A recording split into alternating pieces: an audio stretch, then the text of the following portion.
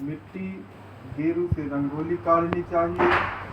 आंगन के बीचों बीच या फिर एक ओखली में गेरू से चित्र बनाकर पूड़ी, पकवान, मिष्ठान, बेर, सिंघाड़े, ऋतुफल और गन्ना उस स्थान पर रख कर के एक परात पर अथवा डलिया से ढक दिया जाता है तथा एक दीपक भी जला दिया जाता है।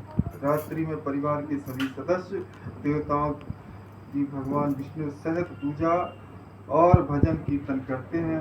इसके साथ ही घड़ियाल बजा करके या थाली बजाकर उस स्थान पर कहते हैं कि देवा उठो देवा गुड़िया चटकाओ देवा, देवा उठो देवा गुड़िया चटकाओ देवा। ओम नमो भगवते वासुदेवाय नमः। ओम नमो भगवते वासुदेवाय। ओम नमो भगवते वासुदेवाय। कुछ धार्मिक व्यक्ति जो है देवोत्थान के दिन तुलसी और शालिग्राम के विवाह का भी आयोजन करते हैं। तुलसी के वृक्ष और शालिग्राम की यह शादी पूरे धूमधाम से उसी प्रकार की जाती है जिस प्रकार सामान्य कन्या का विवाह जिन दंपतियों की कन्या नहीं है वे तुलसी का विवाह करके कन्यादान का पुण्य प्राप्त कर सकते हैं। यह शास्त्रों की आज्ञा है। ठीक है, अब कथा शुरू करते हैं। नारद जी ने जगत पिता ब्रह्मा जी से पूछा कि हे पितामह, कार्तिक शुक्ल पक्ष की एकादशी को भगवान विष्णु 4 मास के शयन के पश्चात उठते हैं। इस एकादशी का क्या नाम, व्रत, विधान तथा महत्व है, कृपा पूर्वक मुझे बतलाइए। नारद, इस एकादशी का नाम प्रबोधनी एकादशी है। सभी पापों को हरने और पुण्य एवं मुक्तिदायिनी इस प्रबोधनी एकादशी की महिमा अनंत है। पृथ्वी पर गंगा की प्रभुता और समुद्रों तथा तीर्थों का प्रभाव तभी तक रहता है जब तक कार्तिक की विष्णु प्रबोधनी एकादशी तिथि नहीं आती। मनुष्य जो फल 1000 अश्वमेघ और 100 राजसूय यज्ञों से प्राप्त करता है वही प्रबोधनी एकादशी के व्रत मात्र से मिल जाती है। नारद जी कहने लगे कि एक समय भोजन करने, रात्रि को भोजन करने तथा पूरे उपवास करने से क्या क्या फल मिलता है, सो हे प्रभु मुझसे कहिए और मुझे विधि पूर्वक समझाइए। अरे काहे फोड़ा थे भाई? तब ब्रह्मा जी कहते हैं कि हे पुत्र नारद, एक बार भोजन करने से 1 जन्म और रात्रि को भोजन करने से 2 जन्म तथा पूरे दिन उपवास करने से 7 जन्मों के पाप नष्ट हो जाते हैं। जो वस्तु न मिल सके और दिखाई न दे सके वह भी हरि प्रबोधनी एकादशी का व्रत करने से प्राप्त हो जाती है। सुमेरु और मदराचल के समान भारी पाप तथा अनेक पूर्व जन्मों में किए गए संपूर्ण पाप भी इसके व्रत से क्षण भर में नष्ट हो जाते हैं। विधि पूर्वक थोड़ा सा पुण्य कर्म भी बहुत सारा फल देता है, परंतु विधि रह चाहे अधिक कर्म किए जाए तो भी उसका कोई फल नहीं मिलता। संध्या न करने वाले, नास्तिक, वेद निंदक, धर्म शास्त्रों को दूषित करने वाले, पाप कर्मों में रत, धोखा देने वाले, ये सब चांडाल के समान होते हैं। जो विधवा अथवा सधवा ब्राह्मणी का भोग करता है उसका कुल नष्ट हो जाता है, पर स्त्रीगामी की संतान नहीं होती और उसके पूर्व जन्म से संचित श्रेष्ठ कर्म भी नष्ट हो जाते हैं। जो गुरु और ब्राह्मणों से अहंकार युक्त बात करता है वह भी धन और संतान से हीन होता है। भ्रष्टाचार करने वाले, चांडाली से भोग करने वाले, दुष्ट और नीच पुरुष से सेवा संगति से हुए समस्त पाप भी हरि प्रबोधनी एकादशी के व्रत से नष्ट हो जाते हैं।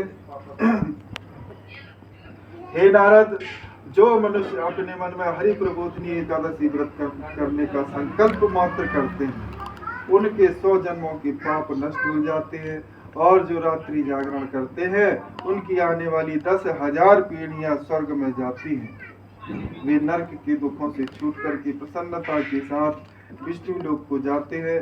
ब्रह्म हत्या आदि जैसे पाप भी इस व्रत के प्रभाव से नष्ट हो जाते हैं। जो फल समस्त तीर्थों के स्नान करने से प्राप्त होता है, वही पुण्य इस एकादशी की रात्रि को जागरण करने से प्राप्त हो जाता है। उसी मनुष्य का जीवन सफल है जिसने इस एकादशी का व्रत विधि विधान से किया है। ब्रह्मा जी ने आगे कहा कि इस संसार में जितने भी तीर्थ हैं, उन सबके स्नान दान आदि से जो फल प्राप्त होता है, वह फल केवल इस एकादशी से मात्र प्राप्त हो जाता है।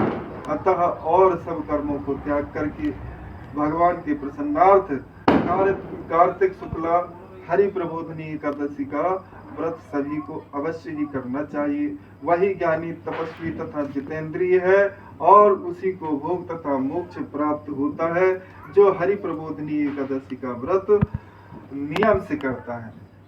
जिसने एक बार भी इसका व्रत किया है, वही मोक्ष का अधिकारी हो जाता है। मन, कर्म, वचन तीनों प्रकार के पाप इस रात्रि को केवल जागरण मात्र से नष्ट हो जाते हैं। हरि प्रबोधनी के दिन जो मनुष्य भगवान के प्रसन्नार्थ स्नान, दान, यज्ञ आदि करते हैं, वे अक्षय पुण्य को प्राप्त होते हैं। इस एकादशी का व्रत करने मात्र से मनुष्य के बचपन, यौवन, वृद्धावस्था यानी कि तीनों अवस्था में किए हुए संपूर्ण पाप नष्ट हो जाते हैं। इस रात्रि के जागरण करने का फल चंद्र ग्रहण तथा सूर्य ग्रहण के समय पुष्कर में स्नान करने से 1000 गुना अधिक है। जो मनुष्य प्रबोधनी एकादशी का व्रत नहीं करते, उनके सब पुण्य व्यर्थ हैं। अतः हे नारद, तुमको भी विधि पूर्वक यत्न के सब व्रत को अवश्य करना चाहिए।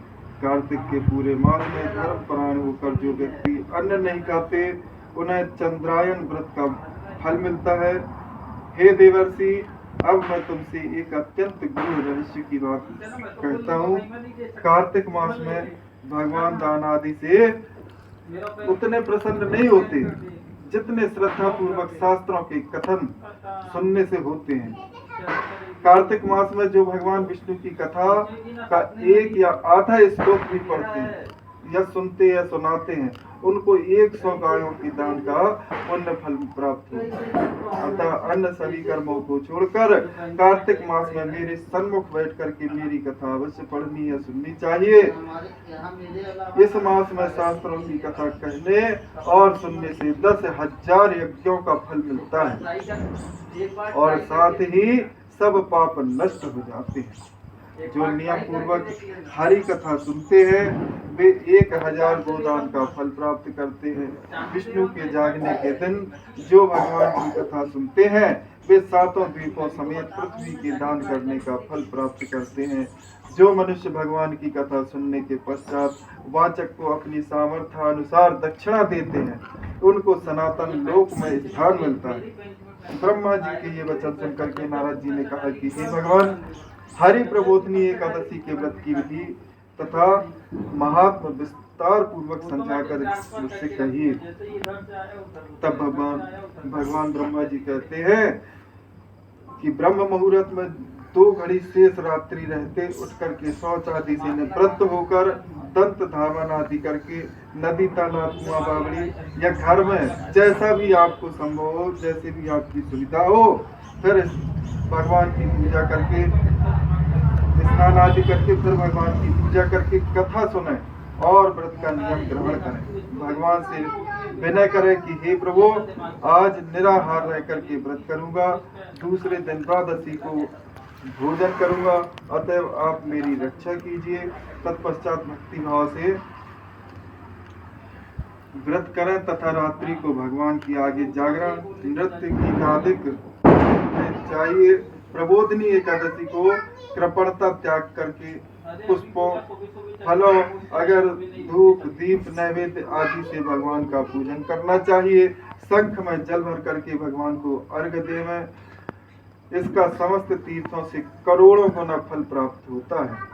जो मनुष्य अगस्त के पुष्प से भगवान का पूजन करते हैं, उनके आगे इंद्र भी हाथ जोड़ करके खड़े रहते हैं। कार्तिक मास में बिल्व पत्र से भगवान का पूजन करने से मुक्ति प्राप्त होती है। कार्तिक मास में तुलसी से भगवान का पूजन करने वालों के 10,000 जन्मों के पाप नष्ट हो जाते हैं। तुलसी का दर्शन, स्पर्श, नमस्कार, स्तुति, रोपण, जल से सिंचन और प्रतिदिन पूजन तथा आरती करने व कथा सुनने वाले करोड़ों युग तक विष्णु लोक में निवास करते हैं। जो तुलसी का पौधा रोपण करते हैं उनके कुटुंब में उत्पन्न होने वाले प्रलय काल तथा विष्णु लोक में निवास करते हैं, प्रलय काल तक विष्णु लोक में निवास करते हैं। हे मुनि, रोपी हुई तुलसी जितनी जड़ों का विस्तार करती है उतने ही 1000 युग पर्यंत तुलसी रोपण करने वाले के सुकृत का विस्तार होता है। जिस मनुष्य की रोपण की हुई तुलसी की जितनी शाखा, प्रशाखा, बीज और फल पृथ्वी पर बढ़ते हैं उसके उतने ही कुल 2000 कल्प तक विष्णु लोक में निवास करते हैं। हरि पूजा में पुष्पों के महत्व का वर्णन करते हुए ब्रह्मा जी ने कहा